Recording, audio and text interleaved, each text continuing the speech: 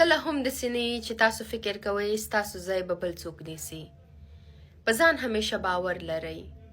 تاسو چې کله په ځان باور ولرئ نو د تاسو به دغه فکر خپله د ذهن نه وځي چې بل انسان به راځي او زما ځای به نیسي، بل انسان به راځي زما په څوکۍ به کیني. کله هم داسې نشي کېدلی. یو انسان چې په ځان پوره اوسي، په خپل کوالټیز باندې هغه باوري اوسي، په خپل استعداد باوري اوسي، په خپل ځان باوري اوسي چې دا زما ځای دی، څوک یې رانه نشي اخیستی.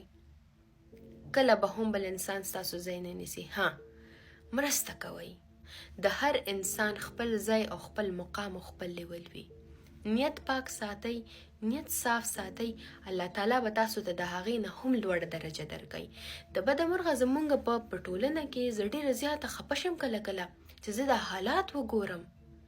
دلته خپې وهل دي، دلته یو بل پورته کول نه دي، دلته انسان په ځان باور نه لري. یو انسان که پرمختګ وکړي، یو انسان پرمختګ کوي، خو که چیرته ډېر خلک پرمختګ وکړي نو یو ټولنه پرمختګ کوي.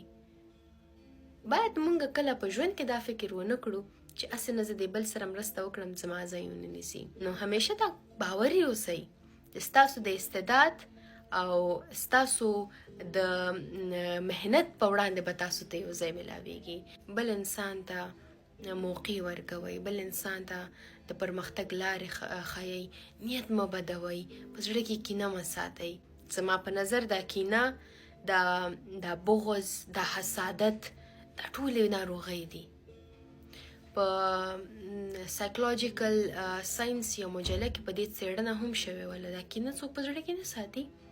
دې سره د انسان د لوړ فشار، د لوړ د وینې فشار تکلیف ورته پیدا کیږي، د زړه د لوړ ټکان تکلیف ورته پیدا کیږي، د بې خوبۍ تکلیف ورته پیدا کیږي. کوښښ کوئ چې ځان نیزې ساتئ، مثبت اوسئ، مثبت فکره اوسئ، ځان باور وکړئ، محنت کوئ، منډه وهئ د ځان دپاره. دا کوښښ کوئ چې زه یې کولی شم، زما ځای دی، زه به محنت کوم، زه به دا ځای ترلاسه کوم. د خوب، آرام، سکون نه هیڅ هم نه جوړیږي. پرمختګ سبا ورځ په یو ښه نوم یاد شي. د ځان دپاره څه کولی شي؟ ځان دپاره یو شخصیت جوړ که. سبا د مور، پلار، خویندو، ورونه پوره ستا خاندان په تا باندې پراوډ وکړي، فخر در باندې وکړي. ستا نوم په کوم ځای کې کارېږي هلته هغه خلک په تا فخر وکړي چې دا خو زما پیژندګلو دی، دا زما خور دی، دا زما ورور دی، دا زما د تره زوی دی، دا زما ملګری دی. داسې ځان جوړ کړئ. فلان دا ویلې، فلان دا کول، ولا فلان داسې شو. د بل انسان په کامیابۍ خفګان و، د بل انسان په خوشحالۍ خفګان و، د بل انسان په پرمختګ خفګان و، نیت بدي، داسې شی هم نه جوړېږي. په ځان فکر وکړه، ځان دپاره څه وکړه. دا ژوند ستا دی. اخوا دېخوا فکرونو باندې، منفي فکرونو باندې مه ضایع کوه. یو ځل ژوندي یو، یو ځل ښایسته تېر که دا ژوند. خدای هم درنه راضي، انسان هم درنه راضي، او کم از کم ځان ته مطمئن چې ما خپل ژوند ضایع نه کړو.